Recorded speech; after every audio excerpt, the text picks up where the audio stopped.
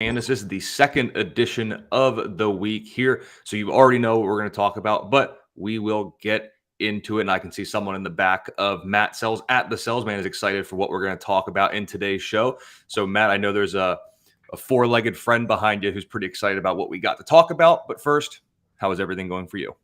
Everything's pretty good. Yeah, there are three four-legged friends behind me. Actually, you Okay. can't see them, but there's a cat and two dogs. Because we got a menagerie of stuff going on in my house. Um, things are good. I decided to build a gate on 4th of July. So I'm still sore from that 2 days later because turns out that lifting a 100-something pound gate from the deck down to the fence makes me sore in my old age. So, and it was hot. It was like the hottest day ever in recorded history on Tuesday, apparently, according to the AP. So, great day to decide to build a deck, right? Hottest day in recorded history out there building a gate. So, other than that, things are good. Things are good. Little sad for the Angels. Little sad. Not a great day the other day for the Angels. Not a great day indeed. And that takes us right into the main topic we got to talk about here. Mike Trout injured the dreaded hamate bone in his wrist, undergoing surgery with, of course, a beautiful range of 4 to 8 weeks. What a range. I mean, sure, Yeah. let's encompass all things. It's a wrist issue, basically. It's going to wreak some havoc. He may be healthy enough to play. It's going to take a little bit for him to get back full bore. So, I mean, what are we thinking here, Matt? So we can say if it's 4 weeks from here, we're talking early August. If it's 8 weeks from here, July, August, we're talking like early-ish September. You can't drop him because we don't know yet. We have a range. We can't do anything yet. He's going to clog a roster spot. So if you don't have IL spots or you're out of them, that's something you're going to have to look at. But we can't drop him yet. But what do you really foresee the rest of the way here with Trout? Right now, in terms of the injury and the range, we're all speculating when we actually think he'll return. All we have is this range. But, I mean, what do we make of this issue? It's definitely unfortunate, right? He was having a pretty good year, pretty standard. Mike Trout, first round pick, one of the greatest players every year. It's definitely a blow to the Angels, who were competing for an AL wildcard spot. And a lot of people have stated that if the Angels aren't challenging for the playoffs, that Ohtani would be potentially on the move because he's a free agent. So you got to cash in when you can to get something in return if you aren't going to re-sign him. And I don't know how the Angels re-sign him. So we'll see what happens here. But in terms of fantasy for Trout, I would probably bet it's about 6 weeks. The problem is we've seen guys with hamate bone injuries come back and not have as much power as when they left because it's a wrist and power hitters need their wrists to generate the. So we'll see, but you're not dropping them. You're holding them. If you have IL spots, great. And yes, whoever's in the IL spots probably getting dropped to hold Trout, right? There's no. So we just got to grin and bear it right now. It does suck. But that same game, Ohtani left the mound with what turned out to be a blister. So at least that's not so bad. He won't be in the All-Star game. But then Rendon was on crutches after the game too. Now, granted, he's not done a lot, but it's still a professional bat in that lineup, getting depth. So, boy, that's a big blow for the Angels in one game. And then looking at the Angels here, the obvious replacement for Trout, at least in terms of a starting spot, is going to be Joe Adell, who may just be the greatest AAA hitter of all time. Yep. When you look at him this year, 72 games, 23 homers, 9 stolen bases, strikeout rate a little bit below 27%.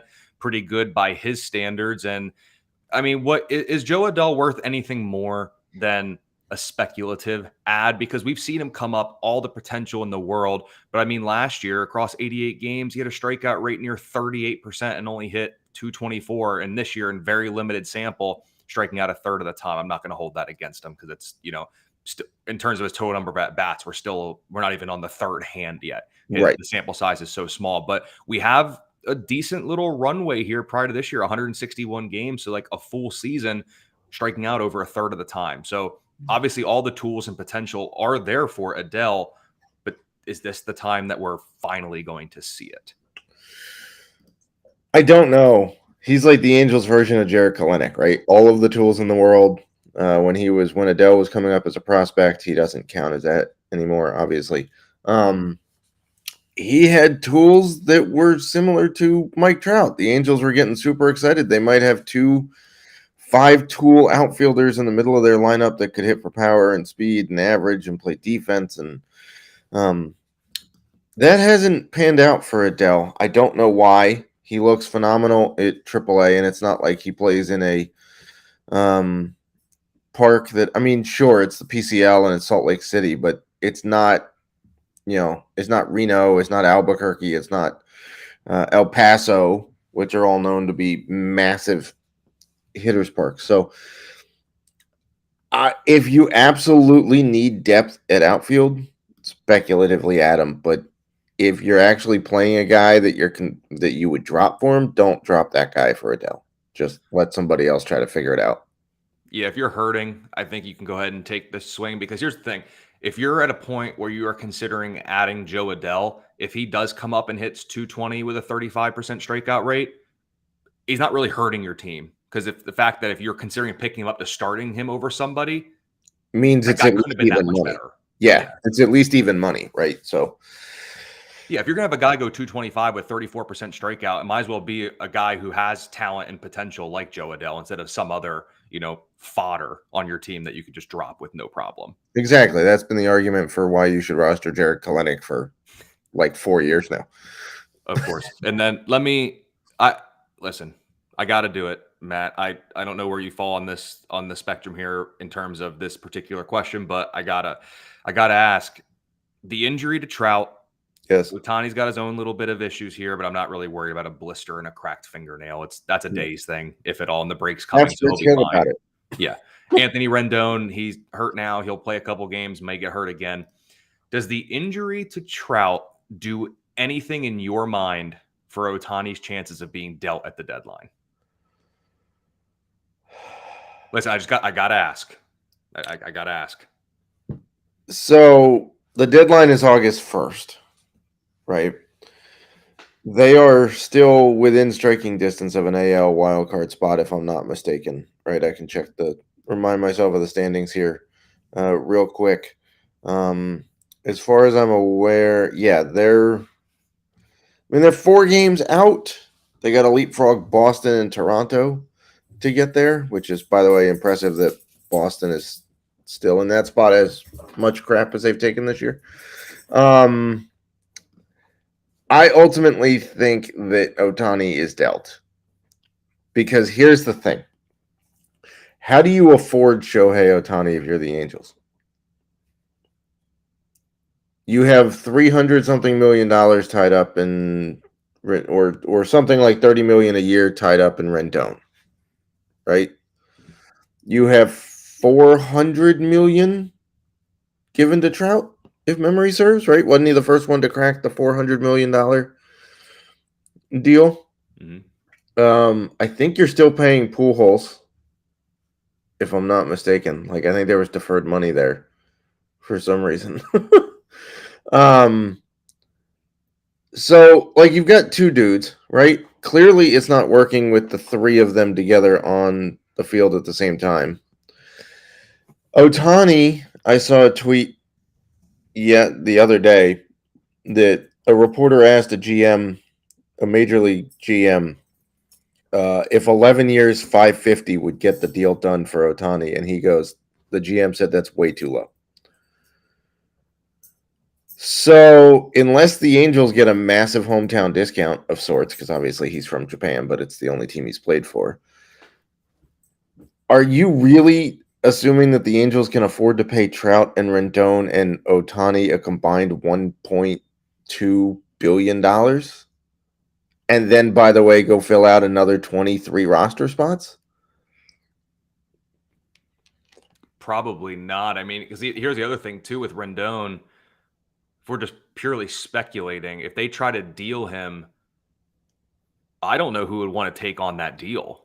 Right. I also don't know if he has a no trade clause or not. I don't remember the details of when he signed. He signed, obviously, after the 2019 World Series. There may be some deferred money in there, so he may not be getting paid like like the Scherzer deal with the Nats was 7 years, 210, but it was actually over 14 years, so they were really only paying him 15 million a year for 14 years rather than 30 for 7. So I don't know if that's the case with Rendon. Trout might have some, it might get funky with Trout's contract, but that seems like an awful lot of money to tie up for 3 dudes. And you have no farm system, basically. Haven't been all that great at drafting of late. So why not trade Ohtani for the last 2 months of the season and get, I mean, you're not going to get a Soto deal, I don't think, but you could get 4 or 5 high level prospects for a team that needs an ace caliber starter and the best hitter in baseball. Mm-hmm. I mean, and when you look at it, Rendon. Hey, here's a sneaky team I was just thinking about the other day. I think the Orioles have prospects that they could give up to go get Shohei Ohtani. They do have prospects, and Rendon has a full no trade clause. And after this year, he bumps up to a base salary of 38 mil for the next 4 years in his age 34, 35, and 36 seasons. Gotta love those Scott Boras contract. So they are not going to be able to move him, at least very easily, or they're going to have to swallow the majority of it. That's just what's going to have to happen. Yeah, it's going to be like an Arenado thing where you're just dumping the funds. Yep. Right? Yep, absolutely. And you kind of just mentioned it with Baltimore and prospects. So, Matt, it's a perfect segue into Down on the Farm with Matt Selz at the Selz Man on Twitter. Does a great job with the prospect report over at fantasyalarm.com. So make sure you are checking that out. But in Baltimore, Colton Cowser is just the latest Baltimore prospect to come up and join the team in the bigs. It seems like they are finally, all those years of stinking on purpose, or not on purpose, however you want to look at it, are starting to pay off with all of the dudes that they have now brought up. Cowser is the most recent one. So he's been a popular name in the Discord at Fantasy Alarm about whether to add him or not, because he's the shiny new toy on the market. What can fantasy managers expect here from Colton Cowser in 2023 and then beyond? A very, very good toolsy outfielder, right? So if you look at his grades, basically everything is above average for him, which, we all looking for the plus stuff, but if you have 5 tools that are above average, that's a pretty good player. And when we're talking about above average, what are we meaning? I would say above average, he's probably going to produce about a 280 batting average. Power is about 25 homers a year, 25, 28 homers a year. Speed, it's hard to gauge with the new base running rules, right? The bigger bases, the only checking twice. But I would say in general, his speed grade probably produces about 25 steals a year. So you're talking about a 25-25 outfielder playing in the AL East. And, he played 226 games in the minors combined. Okay. And in that time in the minors, he hit 31 homers and had 32 steals, 140 RBI, 198 runs, and a 305 average. So the average will drop a little bit, but that basically tells you he's about a 25-25 guy in the middle of an order. So I would go at him if you are in Dynasty or Keeper Leagues and he's still somehow available. You need to go pick him up. I couldn't agree more. As a fellow CC alliteration with the first and last name, I couldn't agree more, and I'm very high on him as well. Another guy to talk about here for the Oakland Athletics in the minors. This was a guy coming into the year I was admittedly kind of high on. Yeah, I was pretty sure he was going to be on the Major League roster. And, well, it maybe hasn't quite happened yet. I do believe it is. Well, let me just go like this. Tyler Soderstrom. Yes. Over his last 96 at-bats, 10 home runs. Pretty good. Yeah, that's pretty good. One homer every 9.6 at-bats. That's a pretty good rate. What do we do with the 30 strikeouts? I don't know. You can't live with it. I think you're right. I think you have to. And when you look at it too, since the calendar's flipped to June, behind the dish, Oakland's getting the sixth lowest OPS in baseball. Like there's no production from that position. And Yeah. Shea Langoliers is a guy who he himself is not, prone to strikeouts. Like he Yeah. strikes So out. it's becoming a thing where if the Braves are going to give you a prospect, they probably know he's not going to pan out, right? Because they had Langoliers and they dealt him to get Sean Murphy. And they had Joey Wentz, who they gave to the Tigers to go get the closer they got a couple years ago, and that guy hasn't panned out, right? And they had some other dudes that they've given up that haven't done anything. So basically, MLB GMs have to pay attention, and when the Braves want to give you a prospect, just say no, because they're keeping the dudes they know are going to be good, and then getting rid of the guys who aren't doing anything. Same thing with Colby Allard, right? They gave him up to the Rangers a couple years ago. He hasn't done anything either. Back to Soderstrom, though. So here's the thing with the strikeouts. If there's production and he's striking out, I don't care about strikeouts. Right. Okay. So he's played 259 games in the minors, Soderstrom has. He has 287 strikeouts. That's not ideal, right? He had 145 strikeouts in 134 games. Last year, he's got 81 in 68 games. This year, that sounds bad. But over the same span of games that we just stated, he has the 287 Ks. He's still hitting 272. Mm-hmm. And he still now he's up to 20 homers this year. But he's got 61 homers in 259 games. So 61 homers in basically a season and a half. He's producing. So the strikeouts don't really make a difference to me. If they make a difference to the A's, then he's never coming up. For sure. And it's one of those things. I mean, Oakland could probably just look to maybe if they do want to leave Langoliers behind the dish. I mean, good pop time framing percentile isn't very good. I mean, Soderstrom plays first pretty well. So yeah.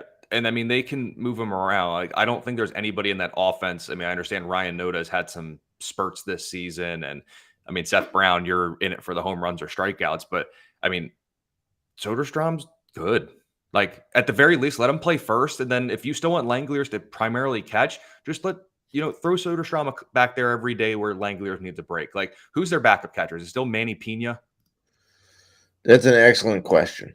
Well, okay, then regardless, that's my point. Like, bring him up, let him sit on the bench, or let him play first or DH, and then when Langoliers doesn't catch that day, go ahead and put it, let him catch that day. And Manny Pena is off the IL, so it looks like he's back as their, like, you should not be letting the 36-year-old Manny Pena keep you from leaving Tyler Soderstrom on the minors. Let him first base, DH, and then he'll catch every fifth day when Langoliers needs his rest, or every fourth day, whatever kind of cadence they have him on. That's what they need to do. Yeah, but it's the Oakland. Two dudes who are locked into that lineup right now are Estuary Ruiz because he's stealing everything in sight, and Seth Brown because he's at least producing power.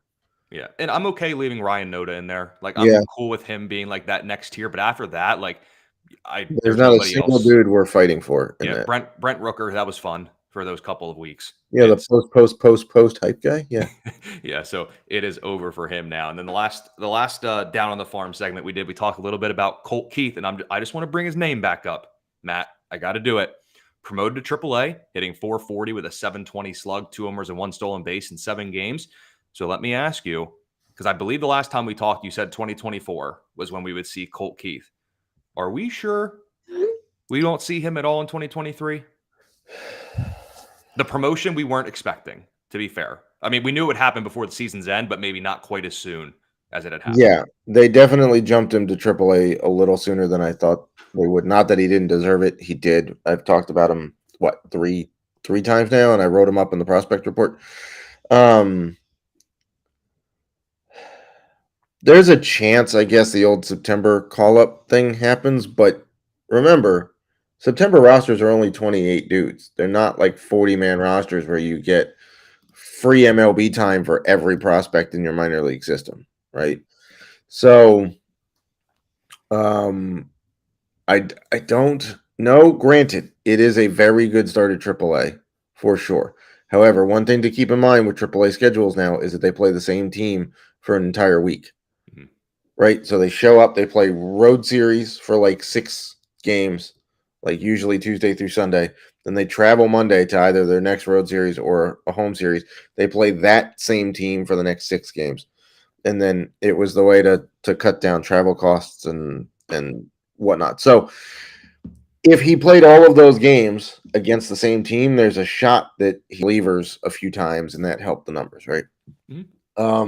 I don't think he comes up this year. I think they give him basically a half a season at AAA and then let him fight for a roster spot in spring training next year.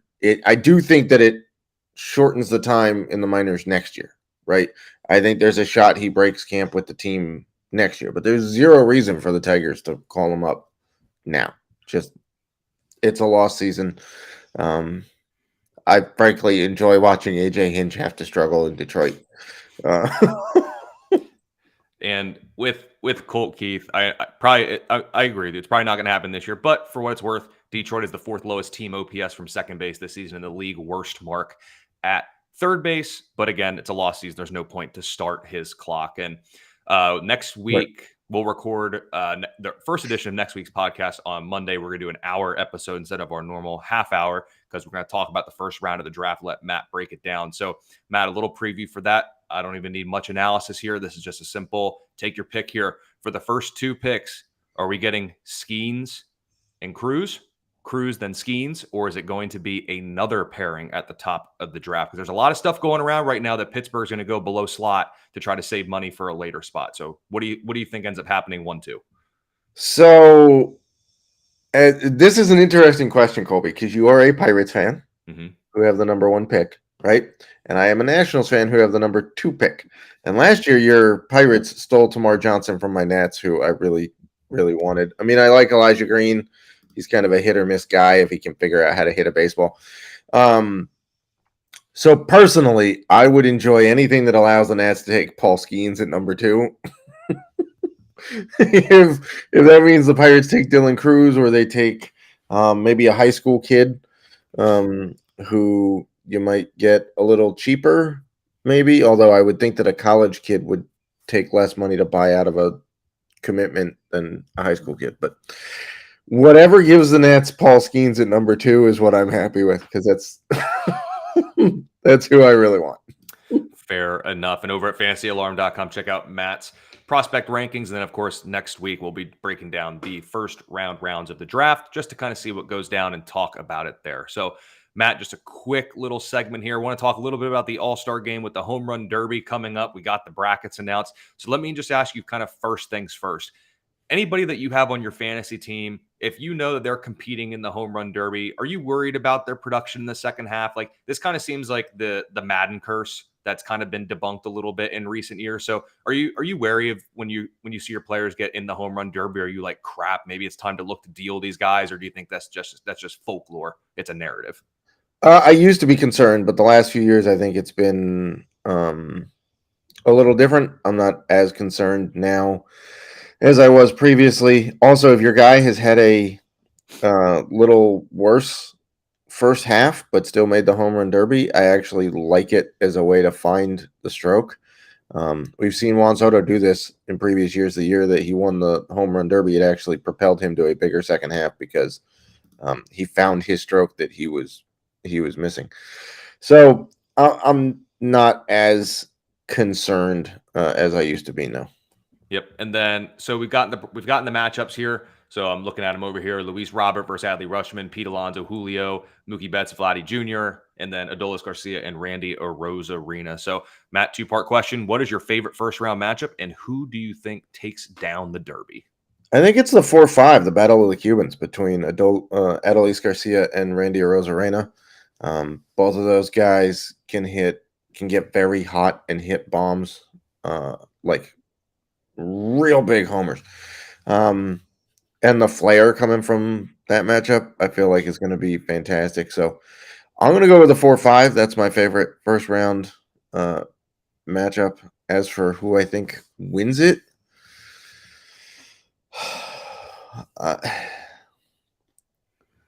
you know what? We'll give it to Luis Robert because the White Sox have to win something this year, right? In theory, Luis Robert is the 1 seed, and right now over at DraftKings has the third best odds to win the Derby at plus 475 as we're recording this on Thursday morning. For me, I love the 2-7 matchup. Julio Rodriguez versus, or I guess the homeboy here in this matchup, with it being in Seattle, as well as Pete Alonso. Both these guys are established Derby dudes. So I like them. If Alonso was facing anybody except Julio in the first round, I would definitively state I know he's got the best odds, but that's my pick to win it. If he can get out of the 2-7 matchup, it's his to lose. So I would agree. Give me Pete the Polar Bear Alonso. And Matt, with this being the second edition of the Fantasy Alarm Fantasy Baseball Podcast this week, weekend streamers, waiver wire preview. So I'll go ahead and kick it off. Yanier Diaz needs to be owned across the board. Few catchers are putting up the numbers that he's been putting up of late. Absolute offensive powerhouse, 655 slug with 3 home runs over the last week. And he's got a barrel rate near 15% for the season, and he mashes right-handed pitching. So he's going to be in the lineup there more often than not. And lately, he's been playing every day, whether it's behind the dish or the DH, and he's even moved up to the 5th spot in recent games. So give me Yanier Diaz as the guy I'm watching on the waiver wire. Whom is it for you? So I will go with a pitcher. We all need, just depth at pitching. Doesn't have to be sexy or whatever. Josh Spores from Texas. He's a reliever that's getting a pretty nice amount of workload. He's got 36 innings this year, a 3.25 ERA, a sub-1 WHIP, which is always nice to see from a reliever. He's got 49 Ks in those 36 innings, so he's striking out well over a dude per inning. He's got 4 wins and 9 holds, so he's getting you a little bit of everything. Doesn't really have the saves. Just be cautious, though. When he pitches back-to-back days, his ERA in the second game without a day of rest is 16.88. His prior 12 appearances before pitching back-to-back, his ERA was 0.49. So just be cautious there, but he's only owned in like 30% of Fantrax leagues. He's a dude that can just help you and not kill your ratios and help you with strikeouts and wins and holds. Yep, that will do. I like him as well. And then let's talk about a weekend streamer. I'm going back to Houston, I guess I should say, with Brandon Belak, 2.73 ERA at home this year, and he's coming off his best outing of the year, 7 shutout innings against Colorado. I hate the 4 walks, but it is what it is at that point. Seattle strikes out a ton, and when you look at Belak's numbers, really his fatal flaw is that he can't get left-handed hitters out, but his matchup is against Seattle. And guess what? Seattle doesn't have a ton of left-handed hitters. And the ones they do are all or nothing guys. So correct. I like Belak a good bit. He's the streamer that I am looking at, and I was trying to pull up Fantrax to see what his ownership percentage was, but I will get back to you on that one. Matt, who is your streamer? Mine, we're going up I-35 from Texas to Kansas City. We're streaming Daniel Lynch, the lefty from the Royals. Royals get forgotten about, right? Lynch in his last 3 outings has gone 18 innings, only given up 4 earned runs. That's a pretty handy 2.0 ERA. He's striking out a pretty decent amount of dudes, not giving up that much contact or walks. He's also now facing Cleveland in Friday's game. Cleveland ranks bottom 5 in basically every offensive category against left-handed pitchers. They're not good. They're not hitting for power against them. So we're going to go with Daniel Lynch against Cleveland on Friday. You'll see Lynch on Friday. Belak gets the Mariners on July 9th, which is Sunday, and he is owned in 13% of Fantrax League. So check out Belak and Daniel Lynch if you need some weekend streamers. Josh Spores and Yanier Diaz as guys on the waiver wire that you should be picking up. And head over to fantasyalarm.com. Promo code ALARM50 for 50% off 6 months of all access. Also get you access to the Fantasy Alarm Fantasy Football Draft Guide. So make sure you check that out and all the great content over at fantasyalarm.com. Give Matt Selz a follow at the Selzman. I'm on Twitter at Colby R. Conway. And again, we'll see you next week for a 1-hour edition on Monday, breaking down the MLB draft on the next edition of the Fantasy Alarm Fantasy Baseball Podcast.